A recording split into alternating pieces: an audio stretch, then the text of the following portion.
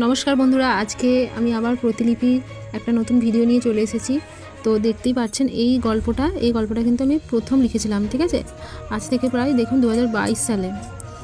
তো এই গল্পটা আমার এখনও পর্যন্ত বেশি ভিউ পেয়েছে। আমি খুব একটা বেশি সময় পাই না লিখতে, তো এই গল্পটা কিন্তু আমার বেশি ভিউ পেয়েছে এবং আমার পাঠকের থেকে সবচেয়ে বেশি ভালোবাসা পেয়েছে।